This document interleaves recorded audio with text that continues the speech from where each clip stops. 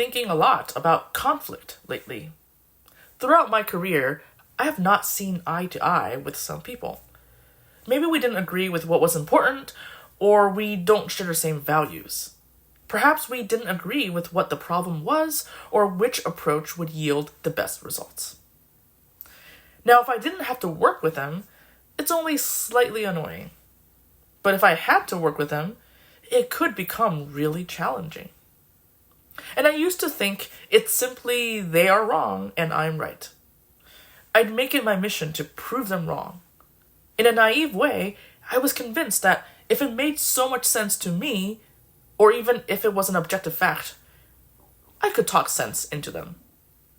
I felt an obligation to fix their thinking.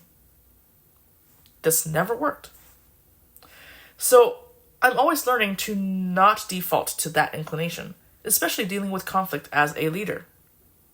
I realize that while I may be frustrated by someone choosing to do something bad or wrong, the reality is that they do not think it's bad or wrong.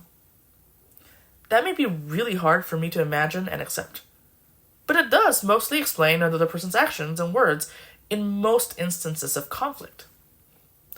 This actually makes me think of something Simon Sinek said.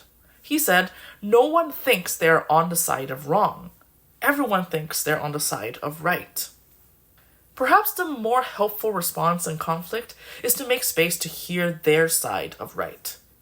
I actually heard that most people feel understood only 5% of the time. And nobody's going to listen until they feel heard themselves. So the first thing we can do is to help people feel heard the other 95% of the time. And this doesn't mean we must agree with or accept their truth. We just need to listen and witness their truth. Alas, conflict is never easy nor comfortable. But we can try to begin with the awareness that they believe they're on the side of right. And helping them feel heard immediately disarms their impulse to defend and paves the path for more productive conversations. Think of the last time that you had a conflict. Could you imagine that the other person believes that they are on the side of right? How does that impact how you see the conversation and how you might respond?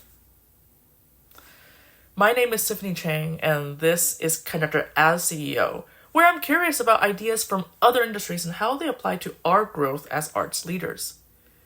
If these ideas resonate with you, please consider signing up in the link below to receive an email with each new blog post sent directly to your inbox.